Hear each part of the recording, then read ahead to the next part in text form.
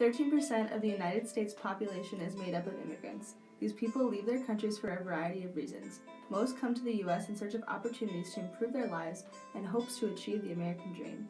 However, immigrants face discrimination and hardships in pursuit of the American dream. Here are some of their stories. Marisol Conde Hernandez is a law student in New Jersey. She was one of the first students to come out about her illegal immigration status. Her coming out placed her as a leader of the undocumented youth of New Jersey. She's also one of the founders of the New Jersey Dream Act Coalition.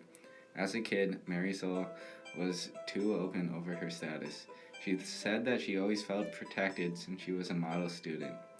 Her past life was one of urban poverty and young pregnancy. Her family crossed through the desert to the United States while she was at a young age. The possibility that her father can be deported scares her to this day, and it provides incentive for her completion of a law degree. She hopes this would be helpful in the instance her father might be deported. Tony Sullivan is from Australia and was visiting the United States. He traveled to Mexico with his friend and needed to cross back over the border when he realized he didn't have any documentation. At the border, he realized the police only stopped non-Caucasians. He tells the story of how an officer stopped them and immediately said, "Of course you have documentation." After this, he was allowed to freely cross the border without obstruction. Should you scream, run, cry, or throw yourself on the floor? Without a doubt, those are very hard times. This experience described by a man who lost his mother while she was escaping to the U.S. Many Latino students in the United States don't think that they'll go to college, so they spend most of their time working jobs. Gustavo Mardringal is a high school student at the Griffin High School in Georgia who is an undocumented student who faced one of these problems and not knowing what his future would hold. At an early age, Gustavo didn't know how being an undocumented student would affect him, but as a senior in high school, he did. When he initially met his counselor, she asked him if he is illegal, and Gustavo sadly put his head down and started crying while mumbling the words, "Yes, ma'am." Gustavo came to the U.S. when he was 9 years old. His mom picked him up from school and told him that he was leaving tomorrow. He had to walk through the desert for 3 days, and the downfall of his journey occurred when his mom collapsed to the ground because she was dehydrated. He was lucky to have people who had water with them so they could sacrifice their water for his mom. They finally reached the U.S. and Gustavo was enrolled in 5th grade, but there was a huge language barrier. One of the first words he spoke in English was, "Please give me more words so he can learn them for his spelling bee." After Gustavo had moved to the U.S., his parents set high standards for him in academics, and it was their first priority. Parents' job was to put food on the table and roof over his head, and his job was to do well in academics. The first time he met his new friend, he told him that he was undocumented. He wanted to go to the University of Georgia, so he asked his counselor, and she said that there's no way because he's undocumented. So the only way he can succeed is by going to the army. School was a huge part of his life, but he couldn't imagine doing anything else.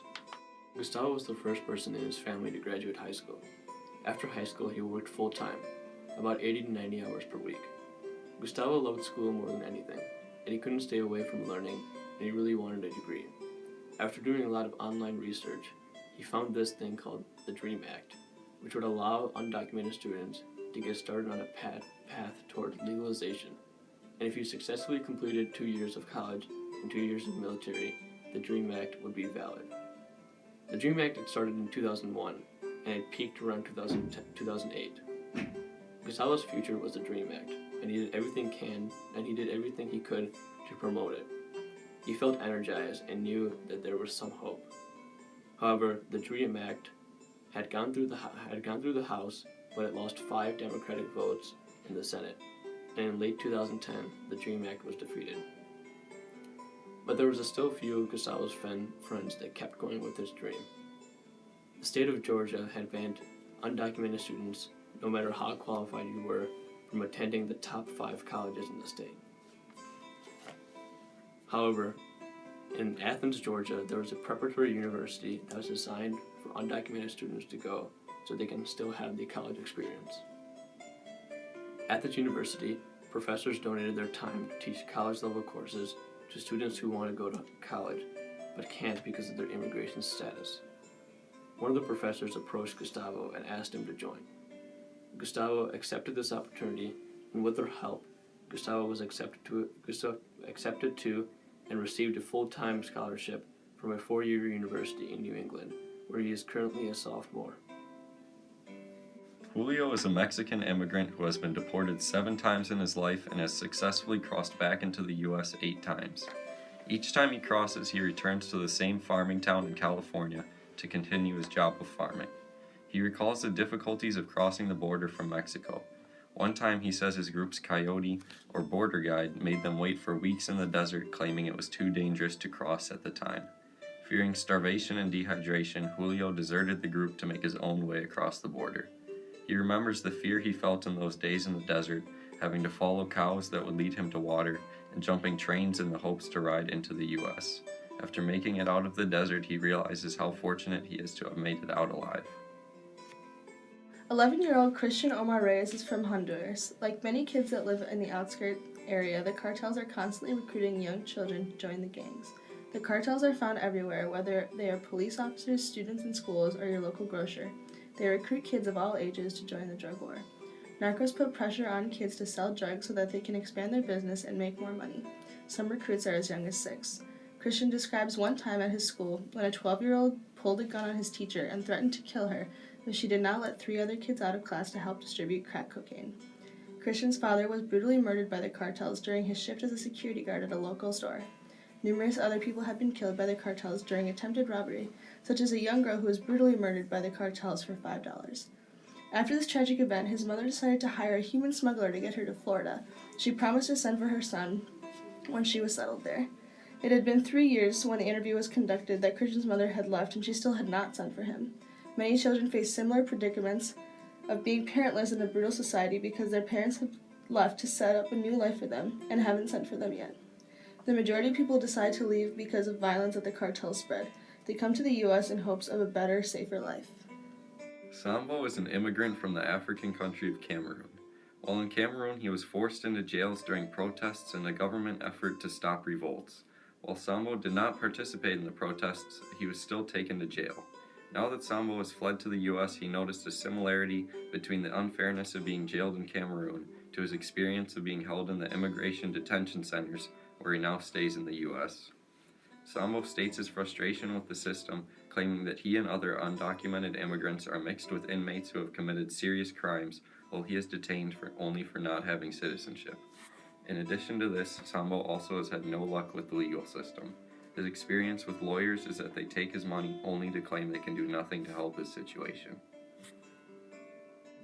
Abel is a man from Guatemala who originally left his country to escape war and persecution. He and his family's lives were in constant danger in Guatemala.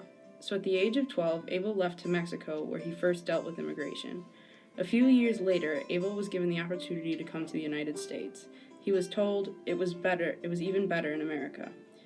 Once in the U.S., Abel went from job to job trying to find a safe and somewhat fair work environment. At multiple jobs, Abel's bosses would force workers to use or buy drugs.